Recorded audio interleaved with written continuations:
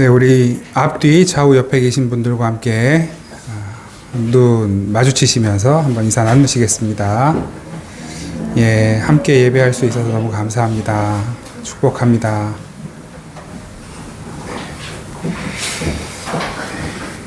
우리 주님과 함께하는 이 시간이 지금 이 세계 어느 곳에 있는 어떤 사람의 시간보다도 가장 귀하고 어떤 사람이 누리는 시간보다도 가장 복된 시간입니다. 우리 이 시간을 성령과 진리 안에서 우리를 사랑하신 아버지 하나님 앞에 예배함으로 올려드리겠습니다. 다 함께 묵도하시겠습니다.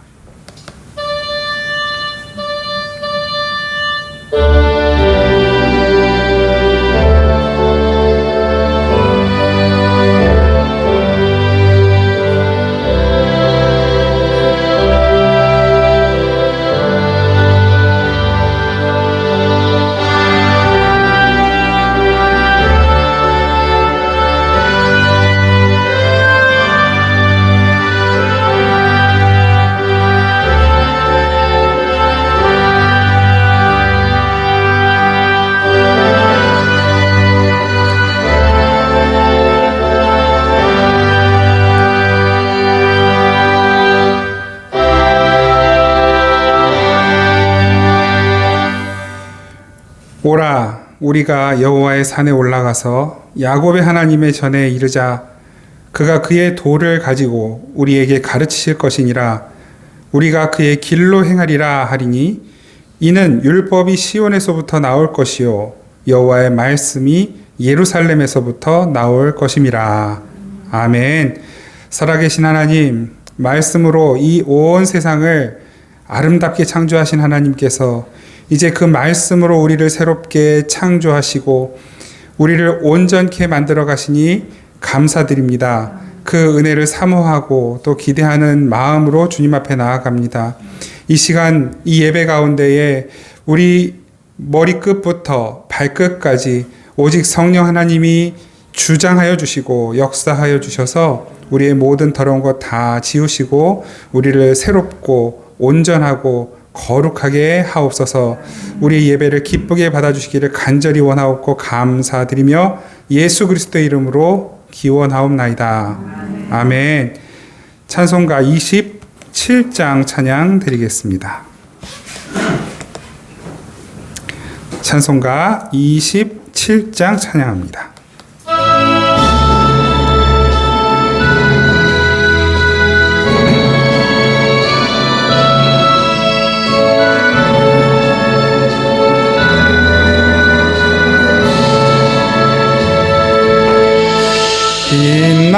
빛나고 높은 보좌와 그 위에 앉으신 주 예수 얼굴 영광이 해같이 빛나네. 해같이 빛나네. 지극히 높은 위엄과 한없는 자비를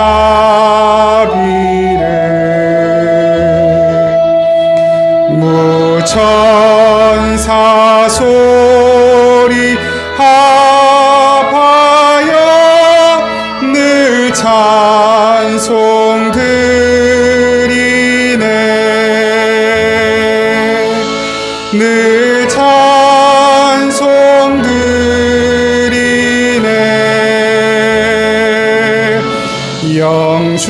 영축은 나를 살리려 그 영광 떠나서 그 부끄러운 십자가 나 위해 지셨네. 나 위해 지셨네. 나 이제 생명 있음은 주님의 은혜요. 저 사망 권세 이기니 큰 기쁨 넘치네.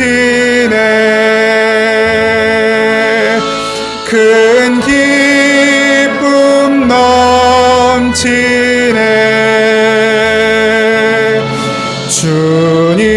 주님의 보좌 있는데 전한 몸 이르러 그 영광 몸소 회올 때 내 기쁨 넘치리. 내 기쁨 넘치리. 아멘.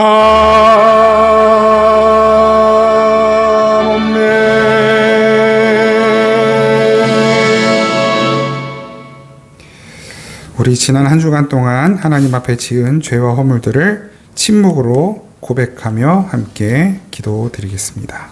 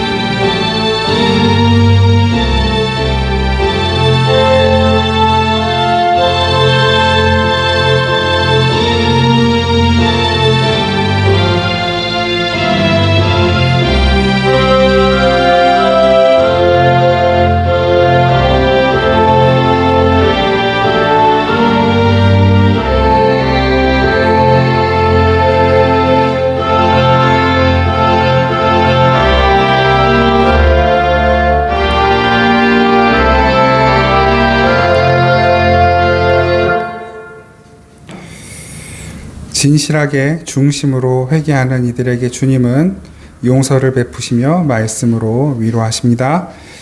만일 우리가 우리 죄를 자백하면 그는 미쁘시고 의로우사 우리 죄를 사하시며 우리를 모든 불의에서 깨끗하게 하실 것이요. 아멘. 사도신경으로 우리 신앙을 고백드립니다.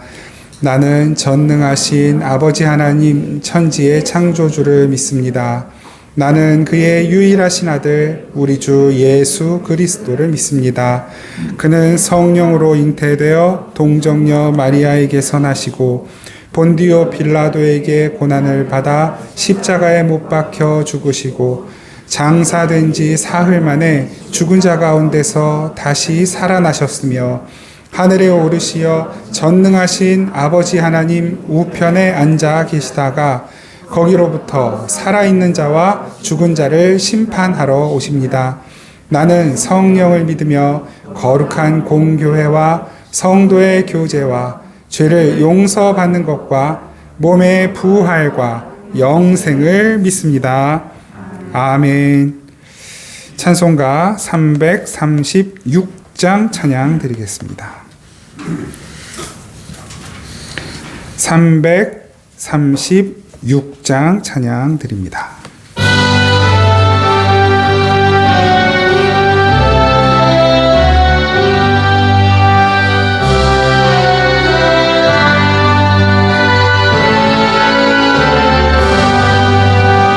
환난과 핍박 중에도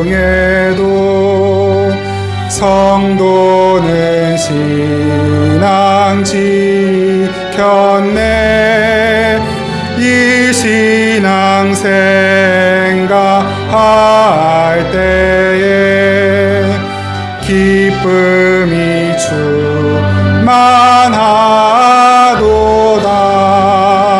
성도의 신앙 따라서 죽도록 충성하겠네.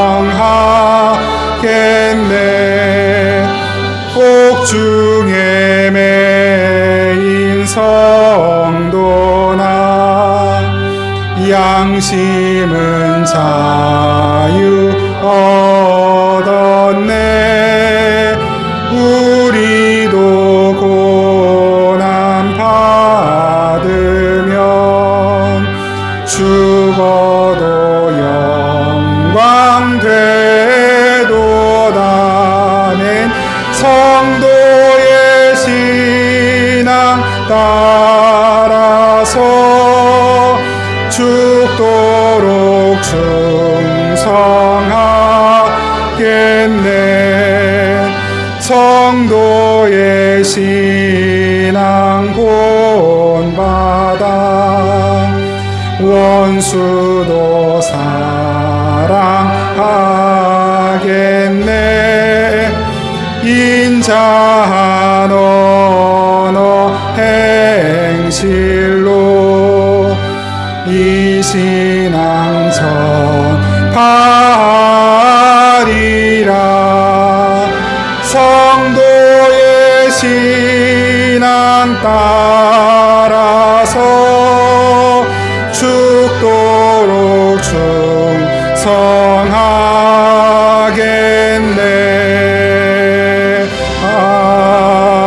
아멘. 우리 함께 기도드리겠습니다.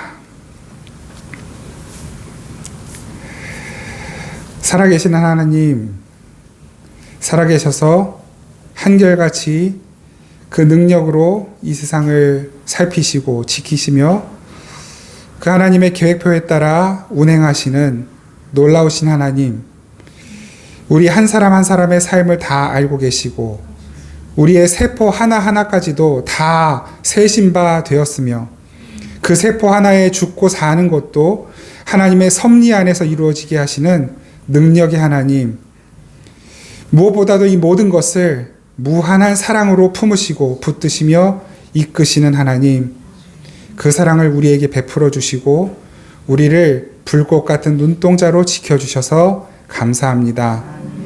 우리의 삶에서 일어나는 많은 일들, 하나님, 우리는 단 한 가지도 우리의 자의로 자력으로 통제하거나 조절할 수 없지만 하나님은 가장 완벽한 때에 가장 완전한 것으로 우리의 삶을 하나하나 차곡차곡 채워가시니 그 하나님의 그 능력과 사랑을 다시 한번 감사하며 신뢰하고 의지하는 믿음으로 살기를 주님께 간구합니다.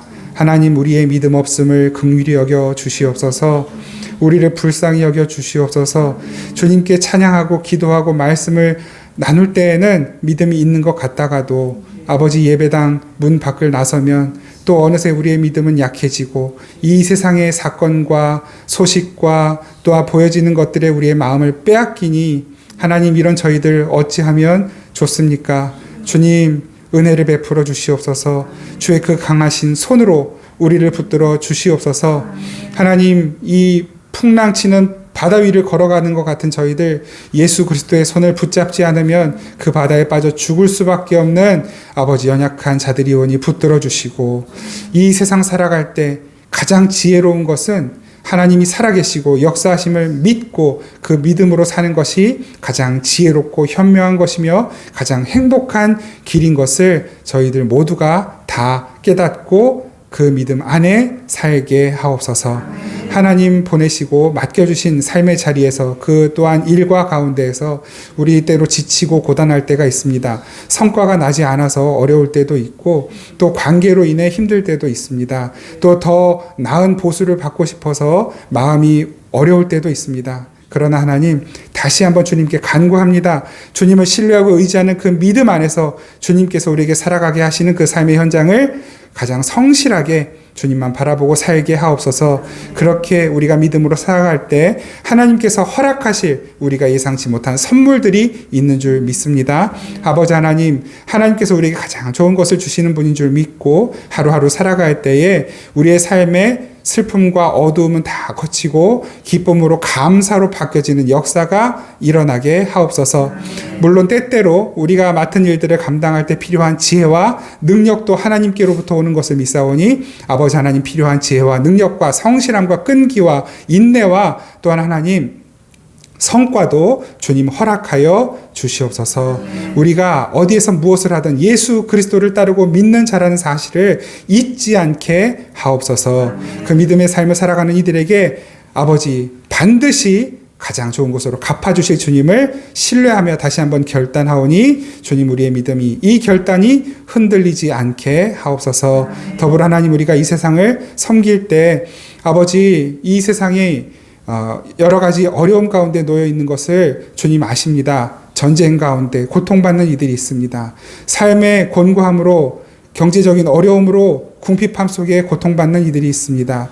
질병으로 인하여 고통받는 이들이 있습니다. 기후변화를 인하여 하나님 나라를, 국토를 통째로 어려움, 위기 가운데 놓여있는 나라의 백성들도 있습니다. 아버지 하나님, 이 모든 것 우리가 어떻게 할 수 없지만 그러나 맡겨주신 대로 하나님 다시 한번 그 창조의 질서와 섭리를 기억하며 우리가 할 수 있는 최선을 다할 수 있도록 도와주시고, 아버지 하나님, 우리가 어려움에 처한 이웃들을 그냥 간과하지 않고 그들을 어떻게든 기도로, 또한 물질로, 또한 마음으로, 몸으로, 시간으로 섬길 수 있게 하옵소서. 그렇게 교회가 앞장서서 세상을 섬길 때 아버지 하나님, 반드시 끝은 오겠지만 그러나 그 끝이 아름다워지도록 주님, 우리 교회를, 성도들을 사용하여 주옵소서. 오늘도 우리를 부르신 그 말씀 가운데로 나아가오니 이 말씀이 힘이 되고 능력이 되게 하시고 이 말씀이 살아서 역사하는 에너지가 되어 우리의 고단한 몸과 마음도 회복시키고 우리의 병든 몸을 치유하고 우리의 혼란스럽고 어지러운 생각을 정리하게 하고 우리의 탁해진 영혼을 맑히고 우리의 온 인격과 전인격을 새롭게 예수 그리스도를 닮아가게 만드시는 능력으로 역사하옵소서. 주님, 오늘도 주님께 겸손한 마음, 가난한 마음, 주님만 의지하는 믿음으로 주님께 귀한 예물 바친 그 모든 손길들 주님께서 강하게 하여 주시고 굳게 하시고 어떤 것에도 삶에서 궁핍함이 없도록 그 삶을 주님의 공급하심으로 넉넉히 채워 주시옵소서. 이 예배 끝까지 주님이 역사하시고 함께 하시는 것을 믿고 감사드리며 다시 한번 성령님께 부탁드립니다. 예수 그리스도의 이름으로 기도드립니다. 아멘. 우리 하나님 말씀 함께 보겠습니다. 하나님 말씀 요한계시록 6장 1절에서 8절 말씀입니다. 요한계시록 6장 1절에서 8절 말씀 함께 보겠습니다.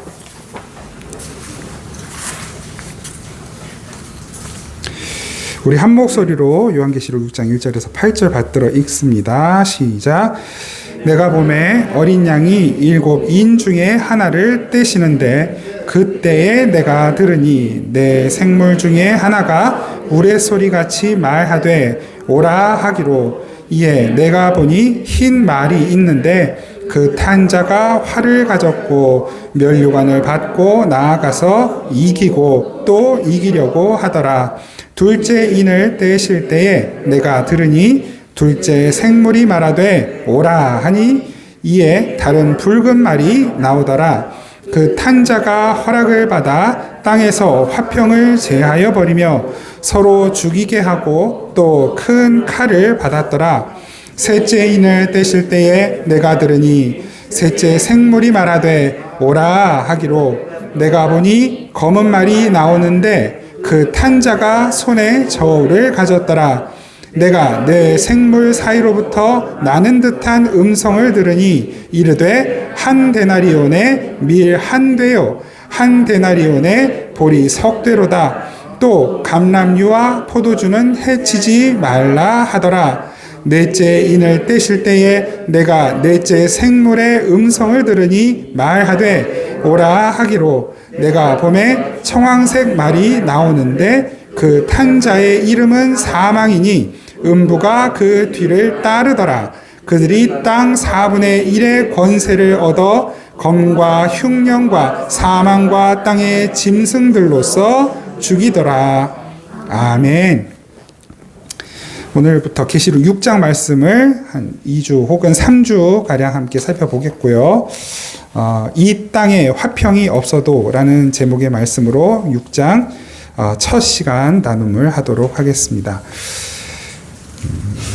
우리 지난주 5장 말씀을 마무리하면서 우리의 이름이 창세전부터 죽임당하신 어린 양의 생명책에 우리의 이름이 기록이 되어 있다라는 말씀을 우리가 확인했고, 그래서 그 십자가의 사건은 창세전부터 있었던 사건이고, 그 십자가의 원리로 모든 이들이 구원받으며 우리도 그 십자가의 원리 안에서 구원받고 또 이 세상을 살아가고 있음을 확인했습니다. 그 두루마리에 기록된 이름들, 바로 저와 여러분들의 이름이 기록되어 있고 언제부터? 창세 전부터 기록되어 있는데, 그렇게 기록된 자들은 구원받은 자들이죠. 그 구원받은 자들에게서만 나오는 신앙의 반응, 생활의 반응들이 있다라고 하는 말씀을 나누었어요. 그래서 그 신앙 반응의 증거들 중에 하나, 우리가 중요한 것, 바로 그것이 찬양으로 나오게 된다. 그래서 천사들이 찬양하고 장로들이 찬양하고 다 함께 어우러져서 찬양하는 그 내용, 그 장면을 우리가 함께 살펴보았죠.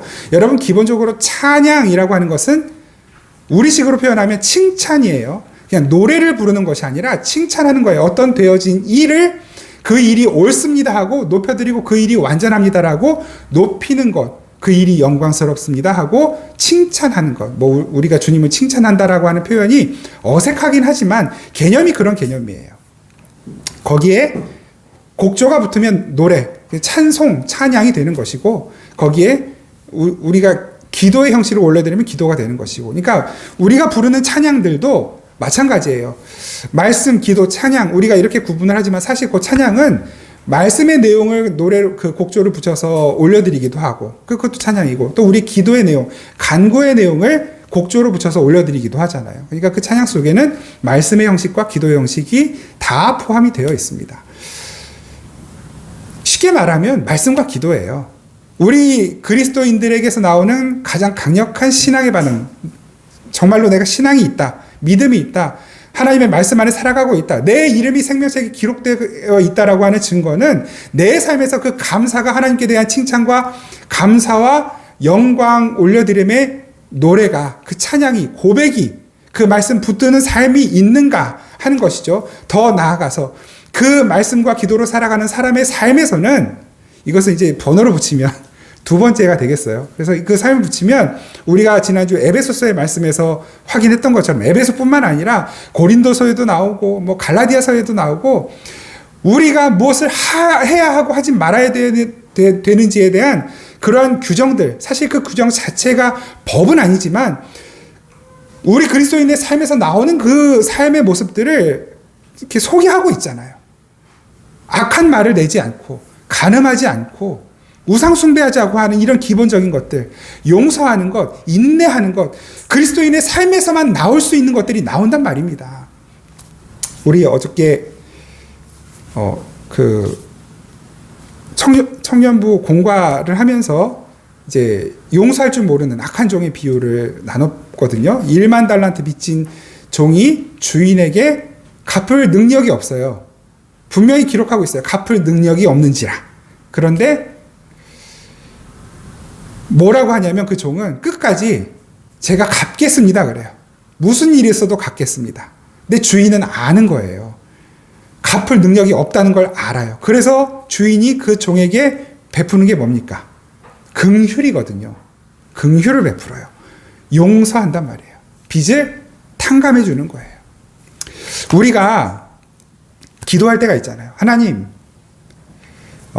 예를 들어서 그 비유 안에서 말씀을 좀 나눠보자면, 하나님 우리에게 돈을 주십시오. 그렇게 기도했을 때 하나님이 돈을 주시면 참 좋겠지만 어제도 이제 같이 모임하는 중에 한 지체가 고백한 내용인데, 하나님께 돈을 달라고 구했는데 돈을 안 주시고 돈 나갈 일을 줄여주셨다. 그 고백을 하는 거예요. 어떻게 역사하든지 하나님은 하나님의 방법대로 하나님의 뜻 안에서 하나님의 일을 행하세요. 그게 내 생각이나 내가 하는 방향과 다를 수 있어요. 내 생각, 내가 원하는 방향과 다를 때는 그것은 나에게 고통으로 느껴지거든요. 그런데 그것은 하나님의 일이에요. 하나님의 역사하심입니다. 그것이 선이에요. 우리는 그걸 고백하고 인정하고 찬양하는 거예요. 그것이 신앙의 반응이에요. 생활 반응이에요. 내 생각과 다르지만 인정하는 것이죠. 그리고 거기에서 더 나아가서 하나님, 내 생각대로 됐으면 큰일 날 뻔했습니다. 하나님 뜻대로 되는 것이 옳습니다. 감사합니다. 감사로까지 나아가게 되는 것이죠. 더 나아가서 그것이 내 삶에서 적용되어져 나타나는 거예요. 내가 받은 은혜를 흘려보내고 나누게 되는 것이죠. 불평과 원망이 터져나올 자리에서 그 입이 다물어지고 반대로 감사가 나오게 되는 것. 이게 쉽습니까? 쉽지 않거든요. 근데 그걸 고백하게 되는, 감사를 고백하게 되는 거예요. 어려운 형편이지만 정말 어려운 지체들이 내 곁에 있는 걸 봤을 때 나도 어렵지만 내 것을 둘로 나눠서 그 지체와 함께 나눌 수 있게 되는 것. 그러면 그 마음 주신 것도 감사하고 나의 이 나눔을 통해 하나님의 은혜와 사랑이 그 지체에게로 흘러가는 것을 감사하고 그 지체의 형편이 그래도 큰 도움이 안 될지 몰라도 조금 더 낫게 된 것을 감사할 수 있게 되고, 여러분, 이것이 신앙의 반응, 생활 반응, 우리의 삶의 반응이란 말입니다. 혹시 주변에 소외되어 있는 친구들은 없는지, 우리 학교 생활하는 친구들, 그 친구들이 없는지를 보면서 다른 친구들은 쟤를 따돌리려고 하고 쟤랑 안 놀려고 해도 나는 예수님 믿는 사람인데 나는 이 믿음으로 내가 저 친구와 가까워지고 내가 저 친구에게 이야기를 나누고 내가 저 친구를 품는 것 때문에 혹 나도 따돌림 당한다 할지라도 이것이 주님의 마음이라면 그 친구와 함께 가겠다 결단해보고 나가게 되어보는 것, 이것이 신앙의 반응이고 생활 반응인 거예요. 여러 가지예요. 우리가 돈 쓰는 것, 뭐 시간 쓰는 것, 달란트를 쓰는 것, 또 말 쓰는 것, 생각을 쓰는 것, 우리가 쓸 수 있는 그 모든 영역 안에서 하나님의 마음, 예수님의 마음으로, 예수님의 가치관으로 말하고 생각하고 시간과 재정과 에너지와 재능을 사용하는 것, 이것이 신앙의 반응인 것입니다. 이것이 내가 살아있다라고 하는 증거인 거예요. 안타깝게도 어제였나요? 그제였나? 뉴스에 뭐 이제 제주 한 달 살이가 하겠다고 한 가족이 떠났는데 그 한 달 살이를 끝나고 학교를 아이가 와야 되는데 학교를 안 오니까 이제 선생님이 그 신고를 했죠. 근데 이제 실종 상태예요. 한 가족이 다. 너무 안타까워요. 그 실종된 가족을 찾는 단서가 뭐냐면 생활 반응이에요. 그 생활 반응 중에 뭘 단서로 잡냐면 기지국 반응이죠. 그래서 언제 마지막으로 핸드폰을 사용했는지 그 가장 가까운 기지국의 정보가 남는단 말입니다. 살아있는지 없는지. 그런데 이제는 그 생활 반응이 끊겼어요. 정말 실종이에요. 어디서 어떻게 찾아야 될지 안타까운 상황이에요. 그래서 저도 그 기사를 보면서 마음으로 어떤 사연이 있는지 어떤 일인지 지금 어떤 상황인지 다 알 수는 없지만 하나님께서 그 가족 가운데 함께 해주시기를 기도하게 되더라고요. 그건 저도 뭐 잘하지 않는 일인데 그냥 그렇게 됐어요. 지난주 설교 말씀을 하나님께서 나누게 하셔서 그런 것 같아요. 그러면서 우리 자신을 돌아보게 되는 것이죠. 나의 믿음의 반응, 나의 신앙의 반응, 나의 영적 생활 반응은 잘 나타나고 드러나고 있는가? 부끄러운 거예요.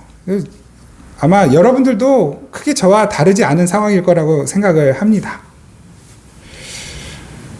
이걸 조금씩 우리가 결단하면서 하나님의 마음에 맞게, 하나님의 생각에 가깝게 맞춰가는 거예요. 무엇을 통해서요? 말씀과 기도의 통로를 통해서 주시는 은혜로 우리의 생활을, 우리의 말을, 우리의 생각을, 우리의 에너지를 조금씩 사용하는 그 길들을 교정하고 바꾸어 가는 것이죠. 생활 반응이에요.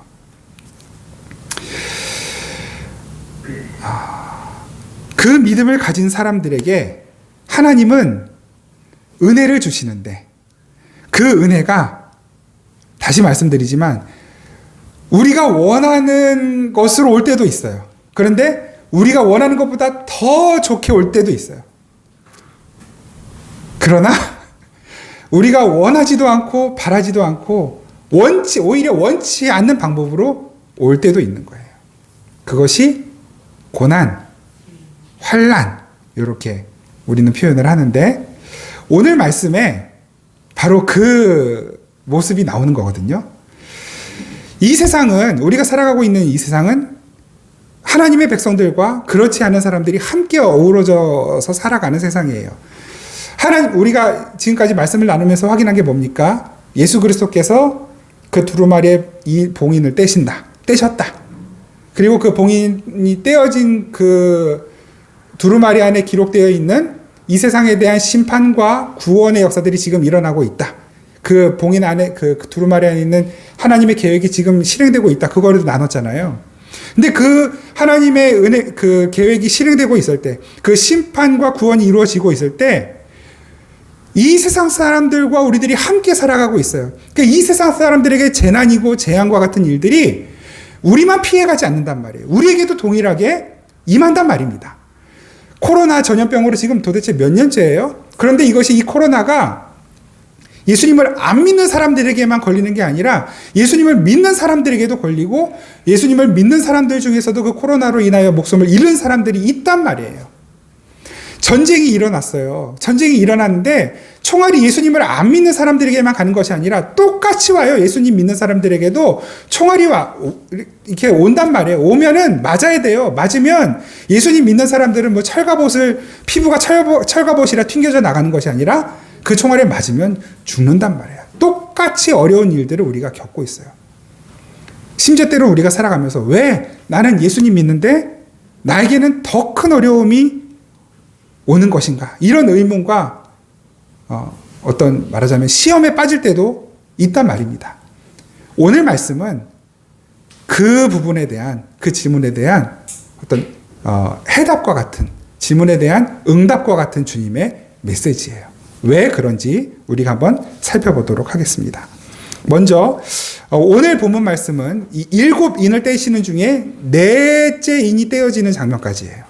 근데 이게 7인 내용 나오고 그 다음에 7 나팔 나오고 그 다음에 7 대접이 나오거든요. 근데 이 7개의 인 나팔 대접이 진행되는 구조가 같아요. 굳이 이걸 표현하면 4개 앞에 4개와 뒤에 3개로 나눠져요. 앞에 4개는 말이 등장해요. 뒤에 3개는 말이 등장하지 않아요. 굳이 구분을 나누자면. 그러나 그 재앙의 내용은 같아요. 앞에 나오는 그러면 오늘 우리는 지금 이 7인 중에서 4개의 인을 떼시는 장면을 우리가 보면서 이 내용 중에 4마리의 말과 그 말 탄 자들에 관한 내용을 우리가 읽었거든요. 오늘은 이 도대체 말 탄 자들이 뭔가? 이 말 탄 자들은 누군가? 말 탄 자들이 전하는 메시지는 뭔가? 이 부분을 조금 나누려고 합니다. 왜냐하면 이것이 앞으로 우리가 7인, 7 나팔 대접 이 내용을 다루는 데 있어서 중요한 내용이기 때문에 그렇습니다. 그래서 오늘 나눌 수 있는 부분까지 나누고 혹시 시간이 부족하다면 다음 주에 이어서 나누도록 하겠습니다. 먼저 말탄 자가 누구인가? 말이 어디 나오는지 한번 볼까요? 6장 2절 이에 내가 보니 흰 말이 있는데 첫 번째 인을 떼니까 흰 말이 나타났어요. 그리고 그 말탄 자가 활을 가지고 면류관을 받고 나가서 이기려고 하더라. 그래요. 이걸 다 말탄 자가 누구고 흰 말은 어떤 걸 상징하고 면류관은 무엇이고 그 활은 뭐고 막 이런 걸 다 따지자면 너무 한량없이 길어져요. 근데 여러분 이것을 우리가 모르는 내용이 아니에요. 이 활에 관한 내용도 여러 차례 나누었고 물론 이제 또 앞으로도 나오는 일들이 있겠지만 그 다음에 이 흰 말 탄자, 이 흰 말 탄자가 나오니까 김정은도 흰 말을 타고 또 누굽니까? 허경영 씨도 흰 말을 타고 이만희 씨도 흰 말을 타고 그렇게 자꾸 흰 말을 타고 나와요. 뭐 흰 말 탄 게 사실은 여러분 우리가 말 탄자가 누구인가 신학자들도 의견이 분분하거든요. 뭐 적그리스도다, 선지자다, 예수님을 상징하는 거다. 너무 극과 극의 그 연구들이 많이 나와 있는데, 저는 뭐 학자는 아니지만 그냥 조금 어수룩하더라도 이렇게 대충 보면은 말탄자가 누구인지를 아는 것보다 훨씬 중요한 게 있다라는 걸 우리는 알 수 있거든요. 그러니까 중요한 건 이런 거예요.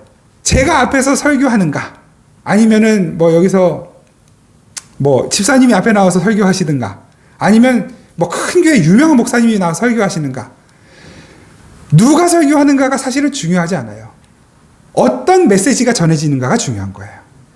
어떤 메시지가 전해지는가. 그럼 여기서 우리가 알아야 될 건 뭘까요? 이 말탄자와 말과 또 이 인이 되어질 때 일어나는 일들을 통해서 예수님께서는 어떤 메시지를 주려고 하시는가, 이 신구약 전체를 통해서 하나님께서 우리에게 주시려고 하는 메시지가 무엇인가를 아는 것이 훨씬 중요하거든요. 그래서 그 메시지를 찾기 위해서 우리는 이 말탄자가 의미하는 게 뭔지를 찾으려고 하는 거예요. 이게 맞다 틀리다를 나누려고 하는 것이 아니라, 이 말탄자가 어디에서 나올까요? 지금 이 사도 요한이 말탄자 이야기를 하면서 환상을 보면서 처음 보는 환상이 아니에요. 이미 구약에 이 말탄자의 환상을 본 사람이 있어요. 하나님은 똑같은 장면을 또 보여주시는 거예요. 스가랴서, 여러분 스가랴서 말씀 묵상글을 받아보신 분들은 다 기억 아마 어렴풋이 나실 거예요. 거기에 말탄자 이야기를 이미 제가 여러 차례 썼단 말이에요. 한번 볼게요. 스가랴 1장 7절에서 12절 말씀. 스가랴 1장 7절에서 12절 제가 빠르게 한번 읽어드리겠습니다. 스가랴 1장 7절에서 12절 다리오 왕 제2년 11째 달 곧 스밧월 24일에 이또의 손자 베르기야의 아들 선지자 스가랴에게 여호와의 말씀이 임하니라. 내가 밤에 보니 한 사람이 붉은 말을 타고 골짜기 속 화석류 나무 사이에 섰고 그 뒤에는 붉은 말과 자줏빛 말과 백마가 있기로. 여기도 흰 말, 붉은 말, 검은 말 다 나와요. 내가 말하되 내 주여 이들이 무엇이니까 하니 물어봤어요. 스가랴 선지자가 그 말 탄 사람들 그 뭡니까? 그 말이 뭔가요? 물어봤어요. 그러더니 천사가 내게 이르되 이들이 무엇인지 내가 내게 보여주겠다. 내가 내게 보이리라 하니 화석류 나무 사이에 선자가 대답하여 이르되 이는 여호와께서 땅에 두루 다니라고 보내신 자들이니라. 이 말탄 자들은 말 위에 누가 타고 있느냐? 이게 중요한 게 아니라 이 세상으로 보냄받은 존재들이라는 거예요. 이 세상으로 보냄받은 존재들. 우리는 그걸 성령님이라고 말해도 틀리지 않아요. 이 세상으로 보냄받아서 뭐 하는 거예요? 이 세상을 살피고 이 세상을 향하여 하나님의 메시지를 전하는 그런 존재예요. 그러니까 거기에는 여러분들이라고 말을 해도 틀리잖아요. 만약에 여러분들이 올바른 하나님의 메시지를 여러분들의 삶의 현장과 자리에서 선포하고 있고 전하고 있고 여러분들의 삶으로 나타내고 있다면 여러분들도 하나님께서 보내신 말탄자일 수 있는 거예요. 예수님이라고 말해도 틀리지 않아요. 왜 예수님께서 우리에게 말씀하고 계시기 때문에, 성령께서 말씀하고 계시기 때문에. 뭐 저라고 말해도 돼요. 저도 흰말 좀 한번 타고 다녀볼까요? 그거 사진 하나 찍어서 어디 걸어놓을까요? 큰일 나겠죠, 그러면. 하나님의 메시지가, 하나님의 복음이, 진리가 저와 여러분들의 삶을 통해 전해지고 있다면, 성령께서 그 진리를 우리에게 깨닫게 하시고 있다면, 하나님의 말씀이 이 세상을 향해 선포되고 있다면 그 메신저가 어떤 것이 되었든지 그 메신저를 우리는 말탄자라고 봐도 무방한 거예요. 그러니까 이 말탄자는 메신저예요. 메신저. 그들이 화석류 나무 사이에선 여호와의 천사에게 말하되 우리가 땅에 두루 다녀보니 온 땅이 평안하고 조용하더이다. 온 땅이 평안하고 조용하다라는 말은 그 묵상글에도 나눠 썼지만 이 세상이 화평하다 이 말이 아니라 하나님 없는 것처럼 자기들끼리 잘 살고 있다라는 그런 말이에요. 여호와의 천사가 대답하여 이르되 만군의 여호와께서 언제까지 예루살렘과 유다 성읍을 불쌍히 여기지 아니하시려 하나이까. 그렇게 하나님 없이 살아가는 이 세상에 대하여 하나님께서 어떻게 하신 거예요? 심판을 내리신 거잖아요. 이를 노하신 지 70년이 되었나이다. 그러니까 이 말탄 자들은 이 세상을 보면서 하나님께서 이 세상을 심판하셨음에도 불구하고 그 심판의 메시지를 제대로 알아듣지 못하고 자기들 마음대로 여전히 죄 가운데 살아가고 있는 이 세상을 확인하고 있는 것이고, 그 세상의 상황을 하나님께 보고하고 있는 것이고, 더 나아가서 그 세상을 향하여 하나님의 메시지를 전하고 있는 거예요. 스가랴서의 메시지는 그거였어요. 그 메시지가 무엇이었냐? 너희들 이렇게 회개 안 하면 진짜 망한다. 그리고 회개하면 하나님이 회복시키실 것이다. 그것이 말탄 자들이 세상을 향해 전하는 메시지였단 말이에요. 계시록의 말탄 자들은 무슨 메시지를 전할까요? 똑같은 메시지를 전하고 있는 것입니다. 똑같은 메시지를 전하는 거예요. 그러면 여기서 그 우리 메시지를 조금 더 깊이 알기 위하여 이 세상에 내려진, 그러면 그 재앙은 무엇인가? 오늘 우리가 이 넷째 인까지 떨어지는 재앙을 보면서 8절 말씀 한번 보세요. 그 재앙을 이렇게 다 뭉뚱그려서 이렇게 말을 하는데, 8절 요한계시록 7장 8절 제가 읽겠습니다. 6장 8절 제가 읽겠습니다. 내가 봄에 청황색 말이 나오는데 그 탄자의 이름은 사망이니 음부가 그 뒤를 따르더라. 그들이 땅 4분의 1의 권세를 얻어 검과 전쟁, 칼과 전쟁이에요. 흉년과 사망과 땅의 짐승들로서 죽이더라. 흉년, 칼, 죽음, 그리고 어떤 짐승들, 여기 나오는데 이게 어디에 나올까요? 처음 나오는 거 아니겠죠, 당연히. 에스겔서에 나와요. 에스겔서에. 제가 에스겔 14장 12절에서 23절까지 좀 긴데 빠르게 읽어드릴게요. 잘 들어보세요. 에스겔 14장 12절에서 23절. 하나님 말씀하시는 거예요. 여호와의 말씀이 또 내게 임하여 이르시되, 인자야, 가령 어떤 나라가 불법을 행하여 내게 범죄함으로 내가 손을 그 위에 펴서 그 의지하는 양식을 끊어 기근을 내려, 가뭄이죠, 기근. 앞에 이 계시록에 나온 사람과 짐승을 그 나라에서 끊는다 하자. 죽는 거예요. 굶어 죽는 거죠. 비록 노아, 다니엘, 욥 이 세 사람이 거기에 있을지라도, 그러니까 하나님의 재앙이 내려지는 현장에 노아, 다니엘, 욥과 같이 훌륭한 믿음의 사람들도 함께 있어요. 그 가족들도 함께 있어요. 거기에 있을지라도 그들은 자기의 공의로 자기의 생명만 건지리라. 나 주 여호와의 말이니라. 가령 내가 사나운 짐승을 그 땅에 다니게 하여 그 땅을 황폐하게 하여 사람이 그 짐승 때문에, 지금 6장 8절에서도 짐승 나왔죠. 알 수 없는 어떤 짐승. 그 짐승들 때문에 사람들이 또 피해를 입고 있는 거예요. 능히 다니지 못하게 한다 하자. 비록 이 세 사람이 거기에 있을지라도 나의 삶을 두고 맹세하노니 그들도 자녀는 건지지 못하고 자기만 건지겠고 그 땅은 황폐하리라. 주 여호와의 말씀이니라.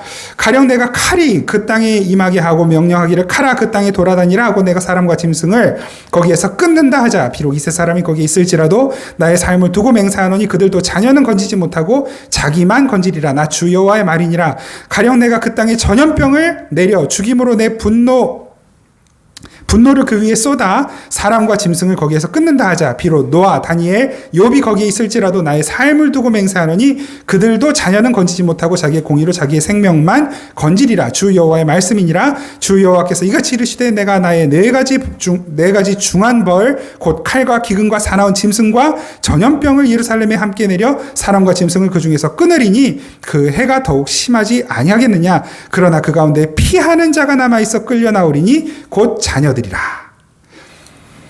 재앙이 땅에 임했어요. 하나님께서 재앙을 내리신 거예요. 무엇 때문에? 이 세상이 불신앙 속에 살기 때문에, 하나님의 뜻을 거역하며 살기 때문에, 뭐 하나님의 백성이든 아니든 다 하나님의 말씀을 거역하고 있기 때문에 하나님이 재앙을 내리셨어요. 그래서 이스라엘 백성들도 70년간 포로 생활을 하고 있잖아요. 그래서 이 스가랴에서 이 말탄자가 하나님께 그거를 상소하잖아요. 지금 하나님 언제까지 이렇게 하실 겁니까? 벌써 70년 동안 이들이 고통받고 있습니다. 라고 이렇게 상소를 하잖아요. 그 내용인 거예요. 그렇게 온 땅이 재앙 가운데 있는데, 거기에 누구도 있어요? 자, 하나님이 의인이라고 칭찬하시는 노아도 있고, 욥도 있고, 다니엘도 있는 거예요. 근데 이들도 이 재앙을 피하지 못해요. 근데 이들은 뭐가 달라요? 믿음이 있는 거예요. 하나님을 경외하는 믿음이 있는 거예요. 그래서 뭐라 말씀하시냐면 그 노아, 다니엘, 욥, 곧 하나님을 신뢰하고 믿는 믿음이 있는 자들은 그 재앙 속에서 구원을 받는 거예요. 우리들처럼 구원받는 거예요. 그런데 구원을 받는데 아무리 그 노아, 다니엘, 욥의 믿음이 좋다 하더라도 그들의 가족까지 구원하는 게 아니라 그 본인 당사자만 구원받는다는 거예요. 그러니까 그 믿음은 각자에게 적용하는 거예요. 각자에게 반응하는 거예요. 우리는 내 믿음으로 내 옆에 있는 사람까지 끌고 갈 수 있는 힘이 없어요. 내 안에 있는 믿음은 하나님이 나를 구원하시기 위해 주신 믿음이에요. 이 믿음을 내가 키워가지고 옆에 있는 사람까지 함께 건사할 수 있는 믿음이 아니라 이 믿음은 하나님이 나에게 주신 믿음이에요. 뭐 하려고? 나를 구원하시려고. 하나님이 노아를 구원하시려고 노아에게 믿음을 주셨어요. 하나님이 다니엘을 구원하시려고 다니엘에게 믿음을 주신 거예요. 하나님이 현수를 구원하시려고 현수에게 믿음을 주신 거예요. 우리 각자에게 믿음을 주셨어요. 그래서 같은 가정 안에서도 그 하나님의 심판이 완결될 때 그 같은 집 식구 안에서도 구원받는 사람이 있고 구원받지 못하는 사람이 나올 수밖에 없어요. 같은 예배당에서 같이 예배를 드리는데도 진짜 믿음이 있는 사람은 구원이 받지만 그러나 예배당에 나오는 것을 그냥 형식적이고 또 자기의 이 세상에서의 안락함과 복과 자기의 욕망을 성취하고 채우기 위해 교회라는 것, 종교라는 것을 선택해서 그 종교 중에 기독교라는 것을 선택해서 이곳에 그 예수라는 신, 하나님이라는 신에게 자기 자신을 잘 보여서 그에 대한 대가를 내가 취득하고자 하기 위하여 교회에 나온 것이라면 그는 구원의 대열에서 이탈되는 거예요. 그건 믿음이 아니기 때문에. 그건 제 말이 아니죠. 이미 우리는 말씀 가운데서 여러 차례 그것을 확인했어요. 그 말씀들을 보면서 우리는 늘 그 마음 가졌잖아요. 야, 나 어떡하지? 나 이렇게 살아도 되나?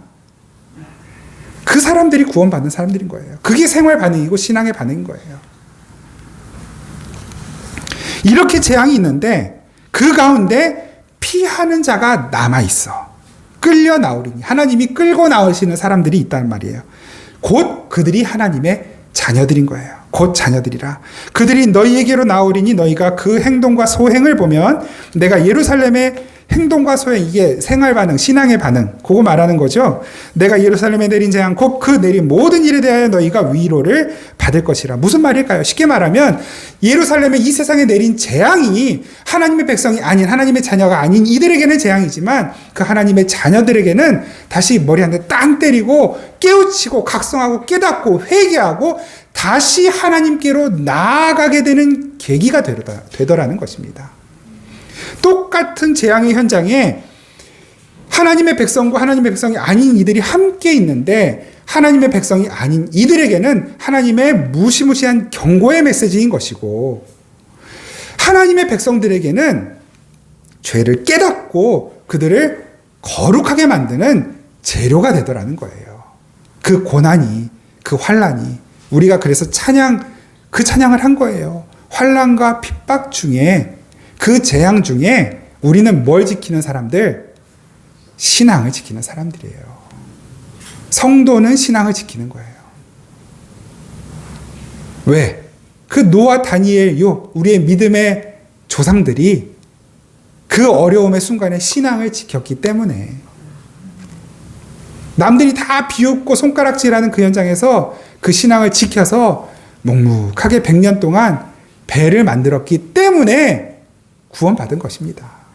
그 가족들이 그 노아 아버지 욕하지 않고 비난하지 않고 그 노아 곁을 떠나지 않고 노아와 함께 신앙을 지키고 그 노아와 함께 그 멍청한 배 짓는 일을 함께 했기 때문에 하나님의 심판의 자리의 현장에 모두가 다 그 심판의 골짜기에 심판의 물이 채워져서 물에 빠져 죽을 때 노아와 그 가족들만 그 방주 안에서 그 심판 위를 둥둥둥둥 떠서 구원받은 것입니다.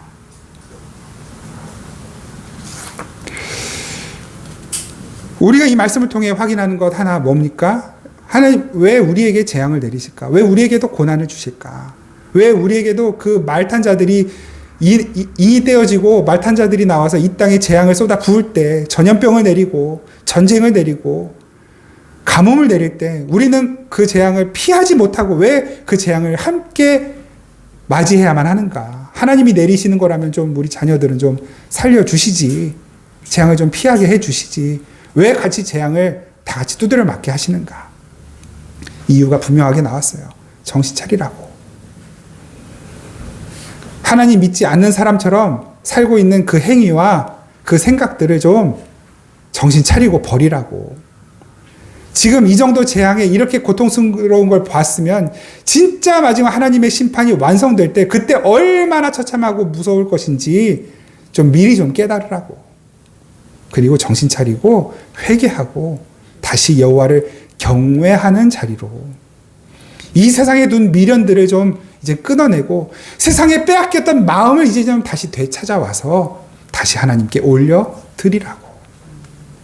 그래서 우리에게 고난이 오는 거예요.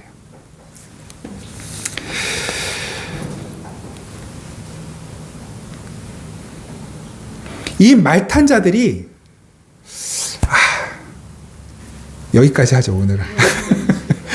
여기까지 하고 우리 다음 주에 이 말탄 자들이 어디서 나오는지 이게 되게 중요한 내용이거든요. 그래서 또 시작하면 시간이 또 한 20분 더 이상 지나갈 것 같아서 이 말탄 자들이 어디에서 나오는가 미리 힌트 예고편을 말씀드리면 두 산 사이에서 나와요. 그 본문만 한번 읽어드리고 오늘 말씀을 마무리할게요. 스가랴 6장 1절에서 7절이에요. 스가랴 6장 1절에서 7절. 내가 또 눈을 들어본 즉 내 병거가 두 산 사이에서 나오는데 그 산은 구리산이더라. 첫째 병거는 붉은 말들이, 둘째 병거는 검은 말들이, 셋째 병거는 흰 말들이, 넷째 병거는 어룽지고 건장한 말들이 매였는지라. 내가 내게 말하는 천사에게 물어 이르되 내 주여 이것들이 무엇이니까 하니 천사가 대답하여 이르되 이는 하늘의 내 바람인데 온 세상의 주 앞에 서 있다가 나가는 것이라 하더라. 검은 말은 북쪽 땅으로 나가고 흰 말은 그 뒤를 따르고 어른진 말은 남쪽 땅으로 나가고 건장한 말은 나가서 땅에 두루 다니고자 하니 그가 이르되 너희는 여기서 나가서 땅에 두루 다니라 하매 곧 땅에 두루 다니더라. 이 말들이 이 세상에 받은 메신저라 그랬잖아요. 그런데 어디서 나오는가?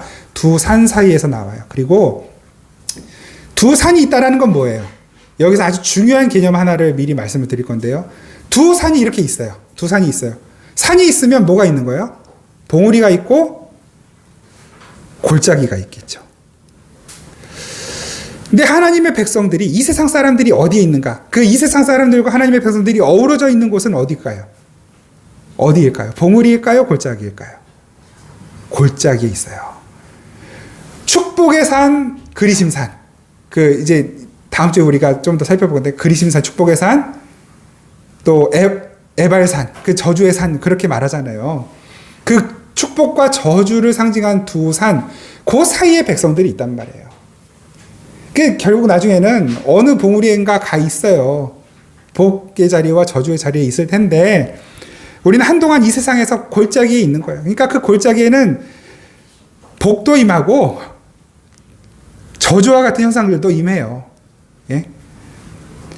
이 말들이 어디에서 나온 거예요? 그 두 산 사이에서 나와서 온 땅을 두루 다니고 있어요. 여기까지 예고편.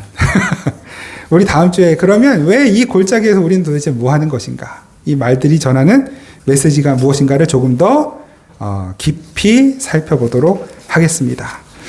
이 두 산 사이, 골짜기와 같은 곳, 그래서 축복이 있고 저주가 있는 동시에 임하는 이 자리, 우리 그리스도인들도 하나님 이 세상을 심판하시는 그 예고편, 그 증상들을 미리 보여주시는 이 자리에서 그 증상들을 피하지 못하고 함께 받고 살아가야 되는 이 삶의 자리, 그것을 하나님은 우리 그리스도인들에 국한하여, 하나님의 백성들에게 국한하여 뭐라고 표현하시냐면 광야로 표현을 하셔요. 광야.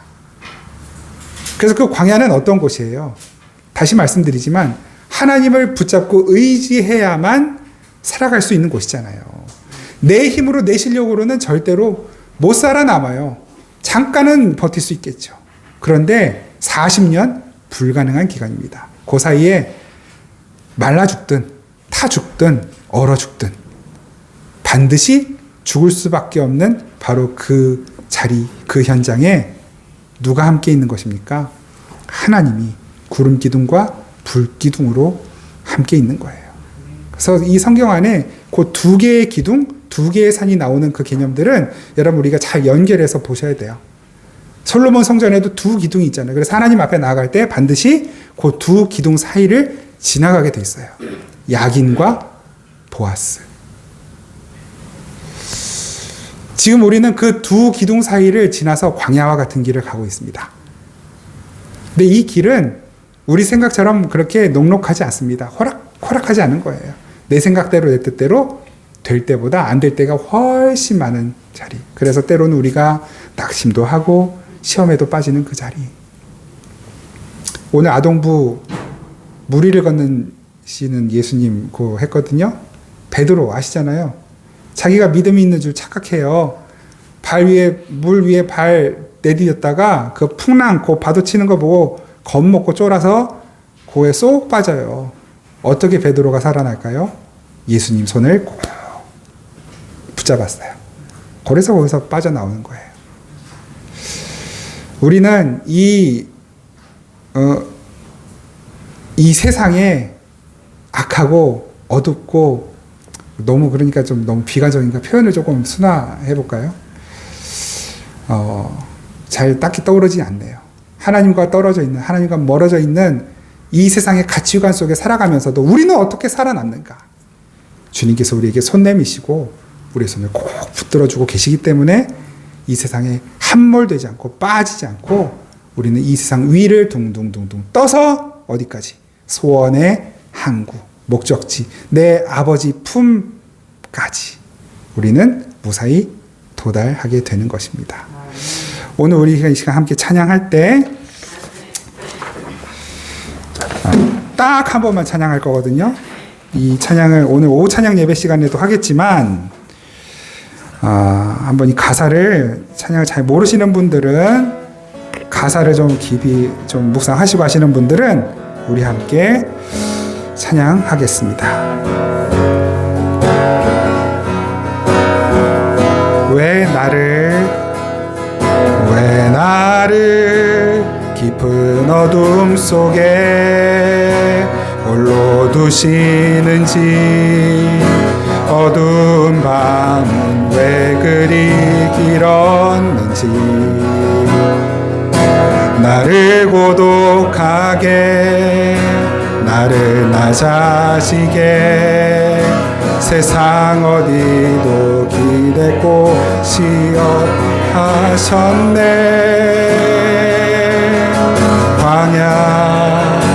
광야에 서 있네.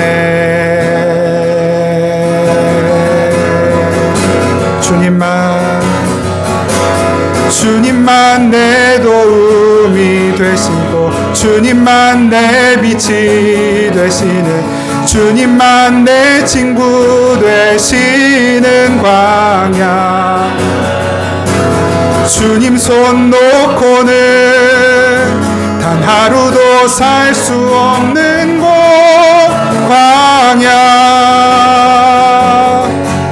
광야에 서 있네. 왜 나를 깊은 어둠 속에 홀로 두시는지 어두운 밤 왜 그리 길었는지 나를 고독하게 나를 낮아지게 세상 어디 기댈 곳이 없게 하셨네.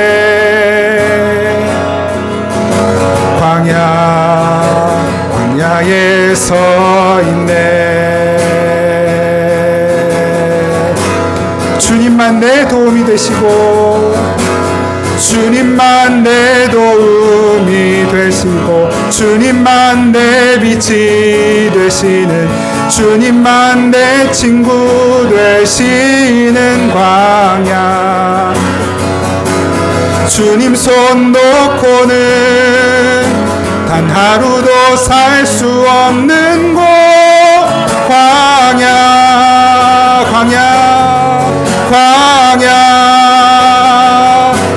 주께서 나 나를 사용하시려 나를 더 정결케 하시려 나를 택하여 보내신 그곳 광야 성령이 내 영을 다시 태어나게 하는 곳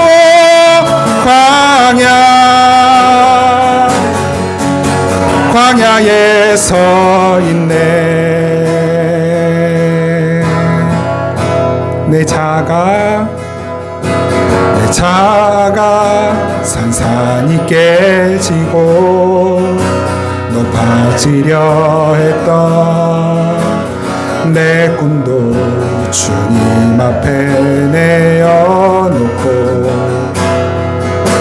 오직 주님 뜻만 이루어지기를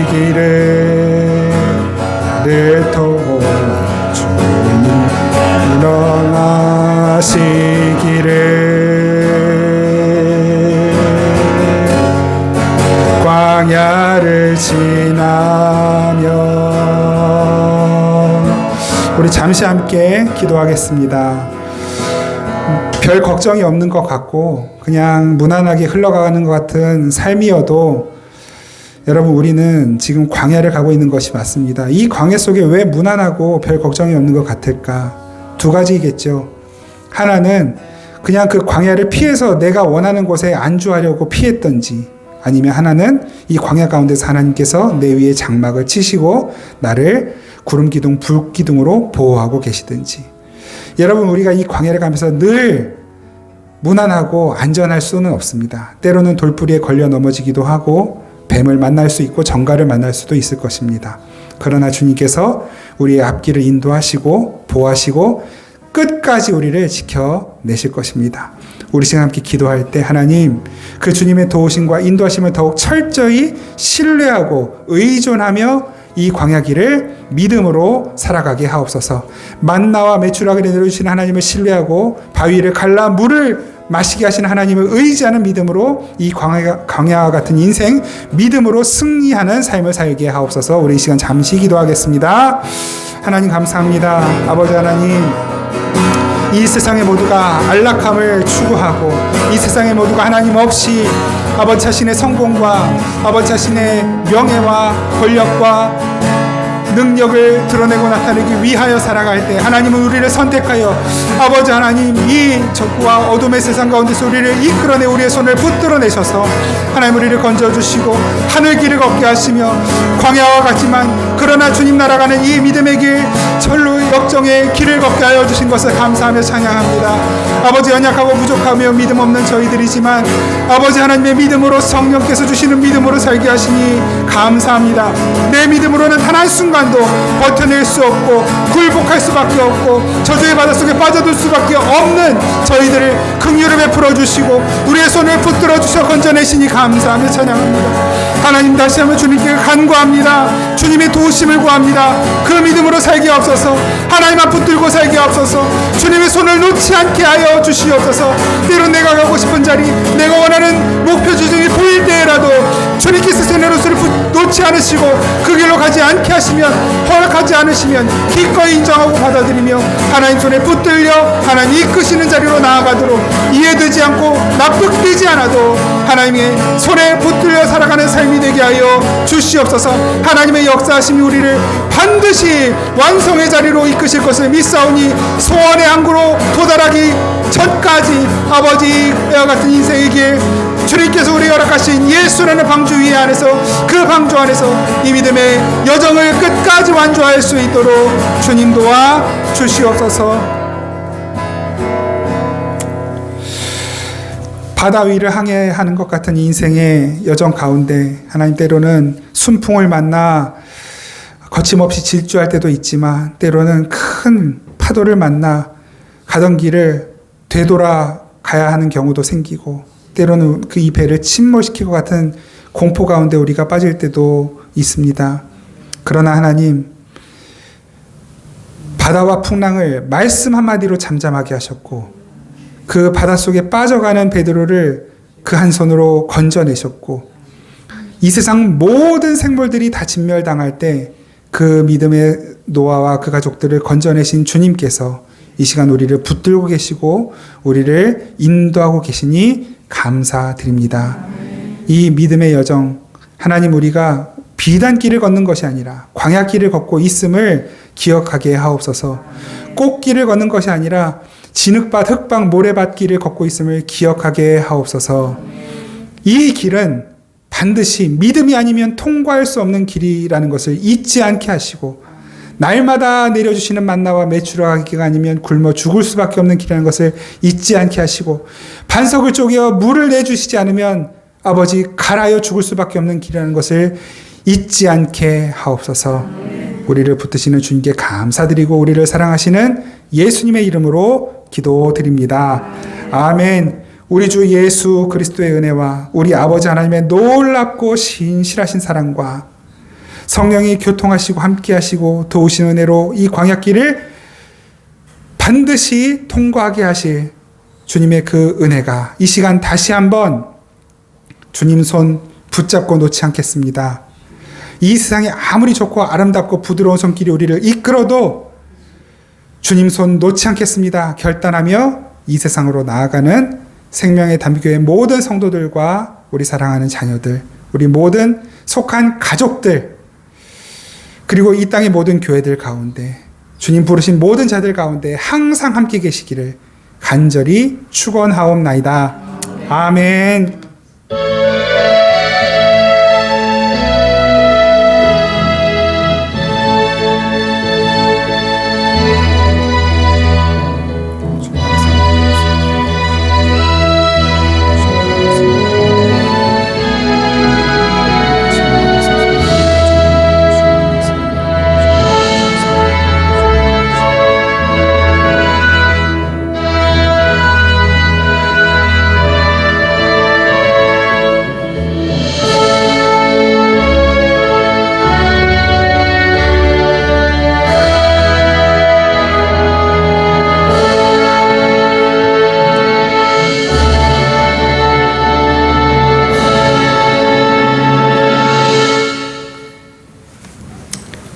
감사합니다. 우리 광고 말씀 나누기 전에 옆에 계신 분들과 한번 서로 격려하시죠. 우리 광야길 함께 손잡고 갑시다. 우리 옆에 있는 분들에게. 예. 그리고 한 번 더 내가 당신의 동반자가 되어주겠습니다. 한번 같이. 예. 네. 부족하지만 저도 여러분들의 동반자가 되어드리겠습니다. 감사합니다. 그 한 가지 양해 말씀, 지난주에 제가 오늘 책을 나눠드린다고 말씀드렸는데 그 출판사 사정으로 지금 인쇄가 조금 늦어져서 내일이나 모레 책이 도착을 한다고 합니다. 그러니까 다음 주 주일날 가져가실 수 있도록 준비를 해두겠습니다. 수요 기도에 계속해서 모이고 있고요. 오후 찬양 예배에 계속 모이고 있습니다. 이번 돌아오는 토요일은 오후 2시에 청소년부 모임이 있습니다. 성경통독, 여러분 뭐 사소하다면 사소하게 느껴지실지 모르겠지만 절대로 사소하거나 아무것도 아닌 일이 아닙니다. 지난주에도 잠시 말씀드렸지만 하나님에게 공짜가 없어요. 하나님을 우리는 아는 만큼, 그러잖아요. 음식도 아는 만큼 먹고 싶은 것도 많고 아는 만큼 입맛도 높아지고, 우리가 하나님을 아는 만큼 하나님을 누릴 수 있습니다. 믿음의 길을 아는 만큼 이 믿음의 길이 두려움과 공포가 아니라 설레임과 기대의 길이 된다는 것을 우리가 기억하면서 말씀, 묵상, 성경 통독에 더 힘을 내주시기를 바라고요. 선교지에서 좀 이렇게 계속해서 어려운 소식들이, 그 상황들이 어려워지고 있다는 소식들이 계속해서 들려옵니다. 그러니까 우리 밖에도 기도 편지를 붙여놨는데 모리셔스 선교사님도 최근에 이제 그 후원받던 교회에서 이제 교회 사정이 어려워져서 이제 후원을 9월까지만 하고 못하게 됐다라는 연락을 받고 지금 급히 후원 교회를 찾고 있어요. 물론 이제 저희 교회는 뭐 형편상 그분을 후원해 드리면 오히려 그분이 더 시험 들 상황이기 때문에 우리는 기도로 지금 같이 하고 있지만 여러분 같이 생각나신다면 모리셔스 최인규 선교사님이시거든요. 너무 훌륭한 목사님이세요. 그 최인규 선교사님 그 가정 후원 교회를 꼭 속히 이렇게 빨리 연결될 수 있도록 기도해 주시기를 이 자리를 빌어서 좀 부탁을 드리겠습니다. 우리 한 주간 이제 본격적 장마 또 무더위 시작이 됐는데 건강 잘 지키시고 또 평안한 가운데 행복하게 잘 지내시다 우리 오늘 오후에 만나시고 수요일 날 만나시고 토요일 날도 만나고 우리 주일 날 뵙도록 하겠습니다. 고맙습니다.